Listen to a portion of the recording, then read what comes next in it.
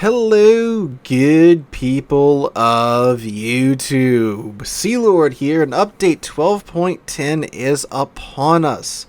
Update 12.10, I believe, is going to make a whole lot of players very, very happy. Of course, one of the biggest attractions in this update is the return of Asymmetric Battles. But there's some pleasant surprises along with this update as well.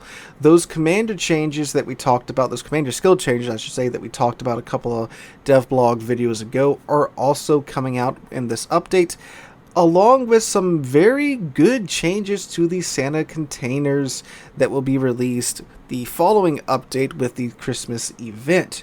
So lots of good in this update, I must say, so kudos to Wargaming for that.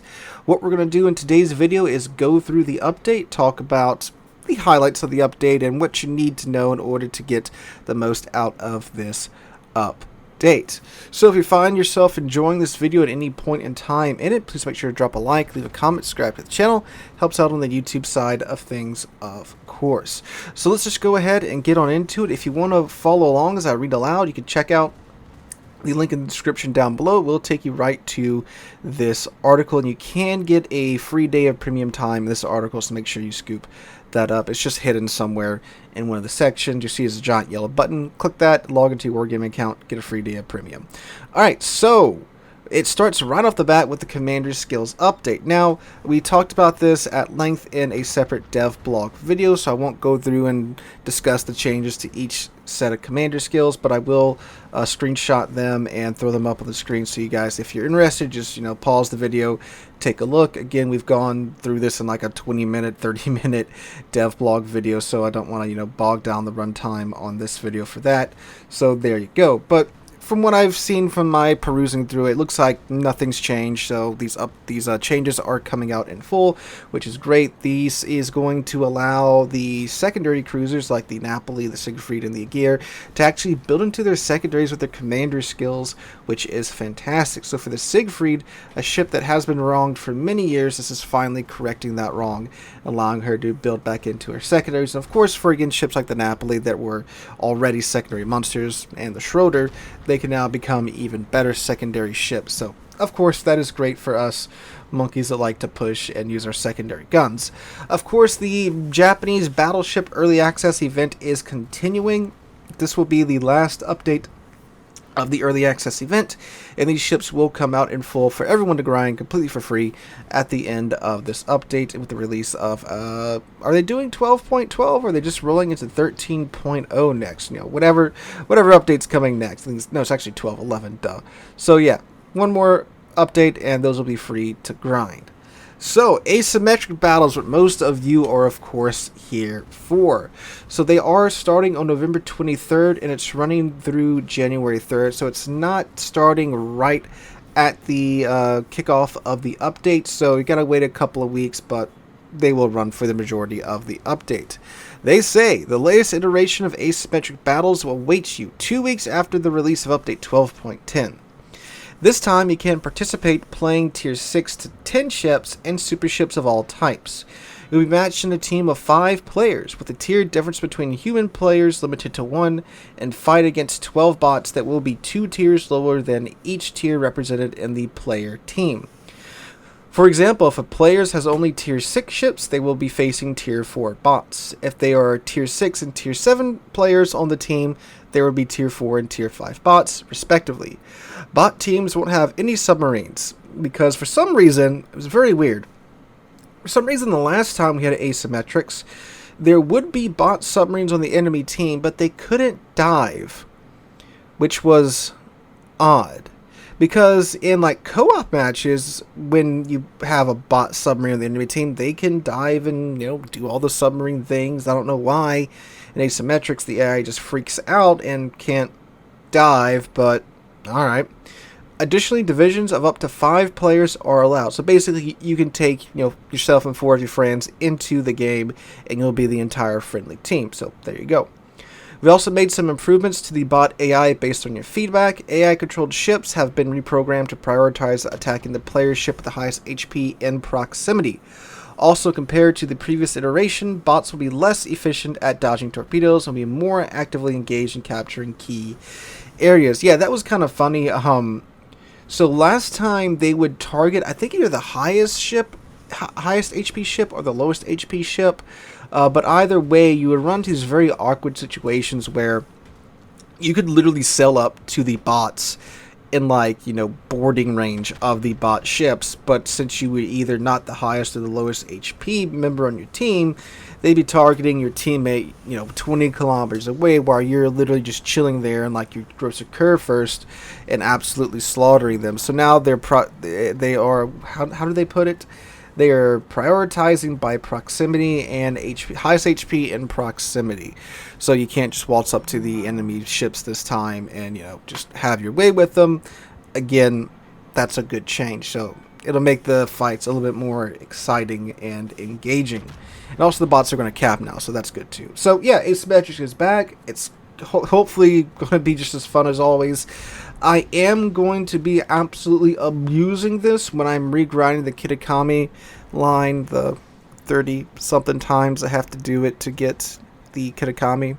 So yeah, that poor Harugama line, it's going to be reset so much during this update and next update. But yes, absolutely, I'm going to be grinding out the Japanese gunboat line in Asymmetric Battles to my heart's content because Kitakami, yeah. So yeah, that's cool, coming back. I'm glad that they are reintroducing it. Of course, this is a temporary battle type. It's going to go away.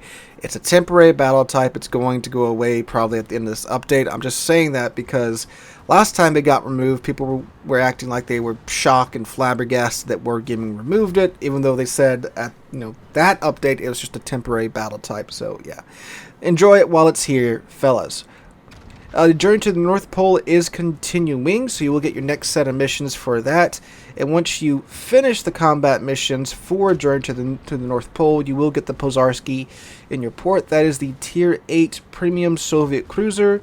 That is the Kutuzov that is AP only. So free ship is free ship. Make sure you grab it if you can.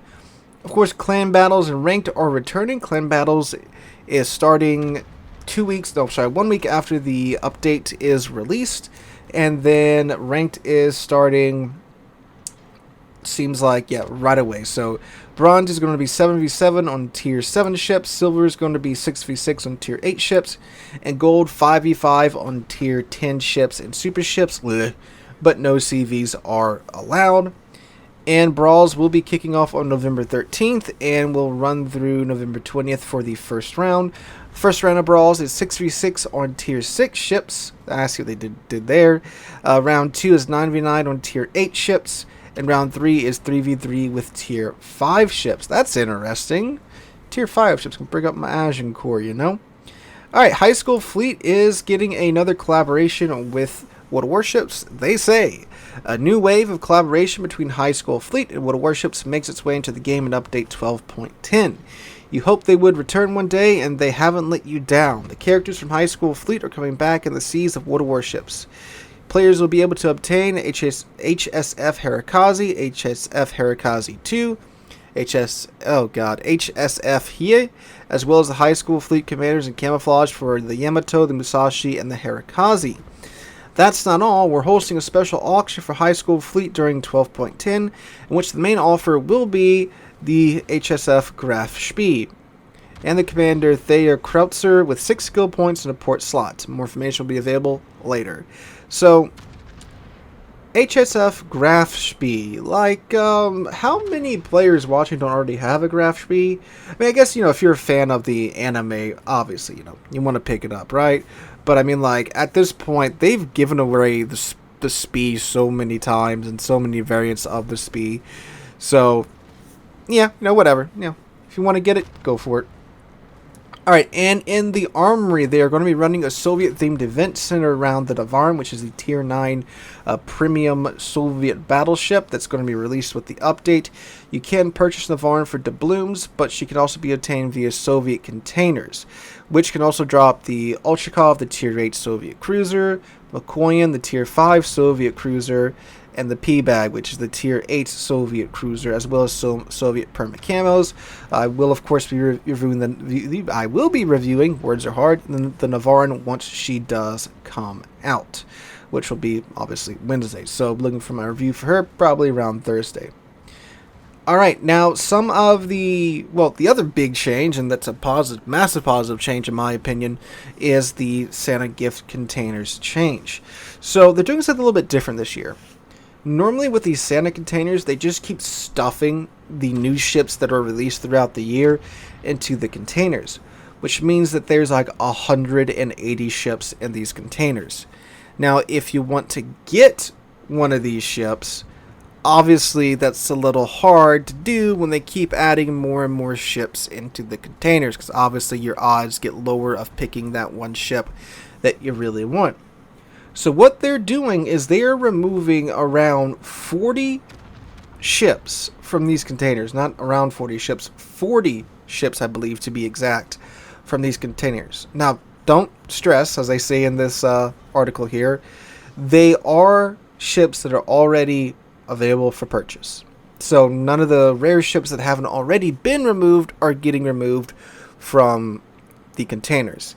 And in fact, again, here's a screenshot of what's being removed and what's being added. So again, Moskva, Khabarovsk, Black, Flint, Marceau, etc. All these ships can already be purchased in the premium shop. And really, like, Santa containers, they're cool if you pick them up and you get a free ship, but a lot of times players are buying them because they want to get rare and removed ships.